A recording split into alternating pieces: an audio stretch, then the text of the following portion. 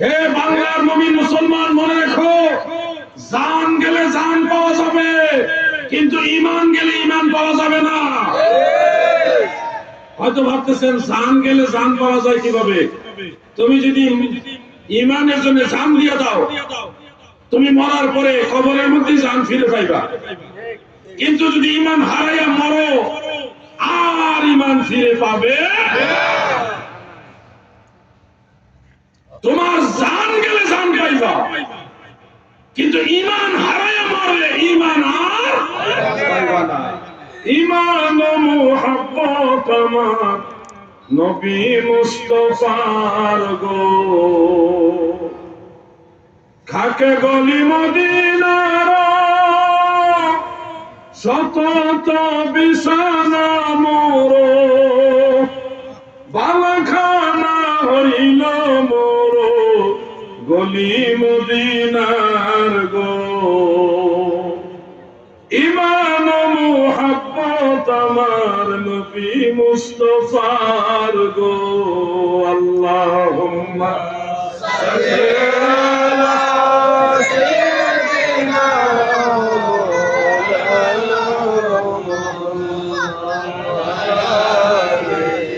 সাইয়্যিদিনা মাওলানা। আমার একটা জিনিস ভালো লাগতেছে কি জানেন? দরুদ শরীফটা যখন টানবে, যেমন মুরব্বিরাও দরুদ পড়ে, এর চেয়ে আরো বেশি পড়ে ছোট বাচ্চারা। এটা আমার আসলে সত্যি প্রশংসনীয় ব্যাপার। ছোট বাচ্চারা যেভাবে মহব্বত নিয়ে দরুদ শরীফে টান মারে, আমি আশ্চর্য হই যে এরা আসলে নবী পাকের মহব্বত এই শিশুকাল থেকেই বুঝতেছে। আল্লাহ তাদের দুনিয়া এবং আখিরাত উজালা করে, বলে না আমি আল্লাহুম্মা সাল্লি আলা সাইয়্যিদিনা মাওলানা মুহাম্মদ ওয়া আলা আলি সাইয়্যিদিনা মাওলানা। আমার দাদু ভাইরা গভীর মনোযোগ, এই ফিতনার যুগে আপনাদেরকে মন মানসিকতাটা মদিনাওয়ালার দিকে ঘোরাতে হবে, অন্যথায় ঈমান বাঁচাইতে পারবেন না গো।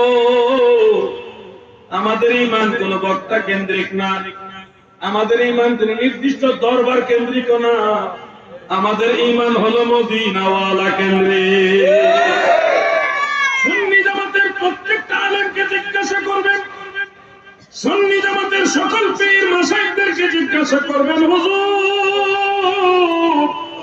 আপনাদের ঈমান কোন মুখী, কার মুখী? সুন্নি পীর মাশায়েখ উলামায়ে কেরাম এক বাক্যে নিঃশর্তে নিঃস্বার্থে বলবে, আমাদের ঈমান মদিনাওয়ালা মুখী।